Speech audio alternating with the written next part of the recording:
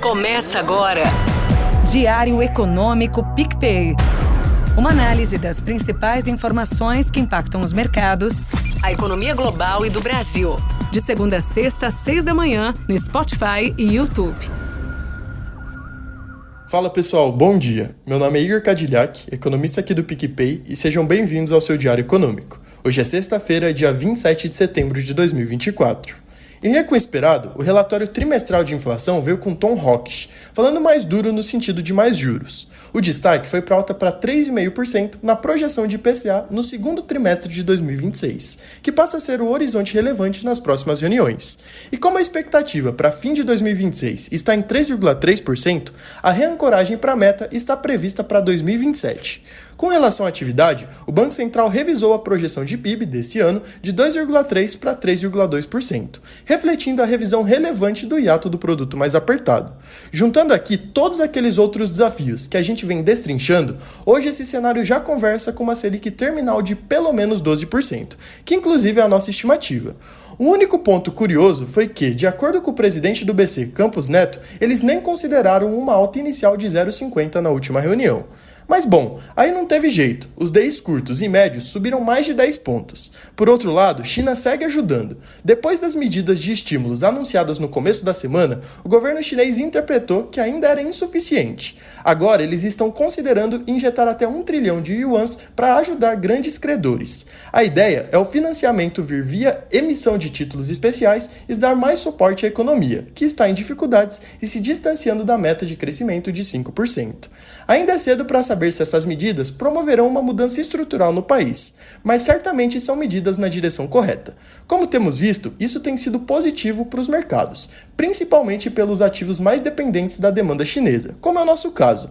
Na bolsa, em linha com a valorização do minério de ferro, Vale subiu 6% e puxou a alta de mais de 1% do Ibovespa, que recuperou os 133 mil pontos, e poderia ter sido bem mais se não fosse a forte desvalorização da Petrobras. A petrolífera sentiu a notícia de que a Arábia Saudita, maior exportadora do mundo, está se preparando para abandonar sua meta de preço, não oficial, de $100 o barril. Eles estão se preparando para aumentar a produção, mais oferta, preços mais baixos. Na moeda, China ajudando e juros mais altos, aumentando o diferencial, foi bem recebido. O real valorizou mais de 0,5% contra o dólar e fechou em 5,44. E aqui, o gostinho também foi de que poderia ter sido mais. O risco fiscal continua demandando cautela e limitando a valorização do real, mas juros significa uma piora na dívida. Nos Estados Unidos, o dia foi de maior apetite por riscos. Os indicadores mostraram que a economia americana segue resiliente, sem risco de recessão. Começando pela leitura final do PIB do segundo trimestre, como era esperado, não tivemos novidade. Realmente cresceu 3%, mas tivemos uma revisão no primeiro TRI, de 1,4% para 1,6%.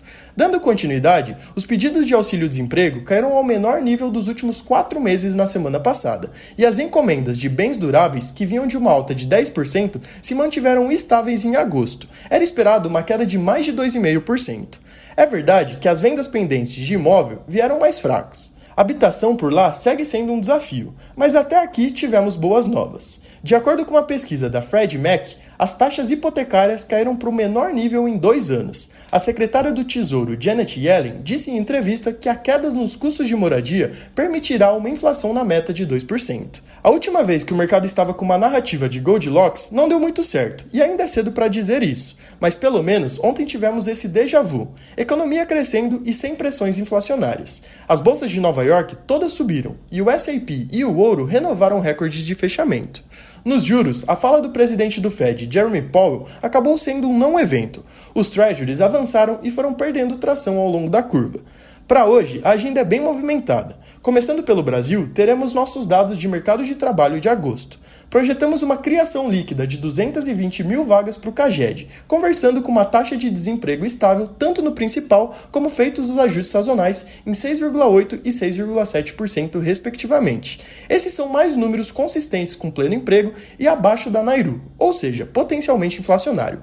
Pensando em inflação, vale também ficar de olho na definição da bandeira tarifária da energia elétrica elétrica pela ANEEL. Podemos ver uma elevação para a vermelha patamar 2 em outubro.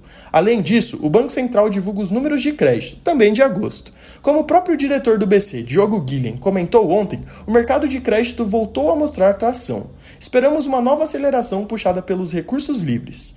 Nos Estados Unidos, o principal indicador é o deflator do PCI de agosto, essa que é a medida preferida do Fed para monitorar a inflação. Na margem, a expectativa é de uma alta de 0,1% no geral e de 0,2% no núcleo. Caso esses números se confirmem, a variação anual deve ter uma ligeira alta devido ao efeito base, crescimento dos salários e ao maior volume de horas trabalhadas. Ainda assim, devem ficar em 2,3% e 2,7% respectivamente. O processo desinflacionário continua. E aqui é importante acompanhar também a evolução dos gastos e da renda das famílias, que seguem fortes. Bom dia, bons negócios e sorte sempre!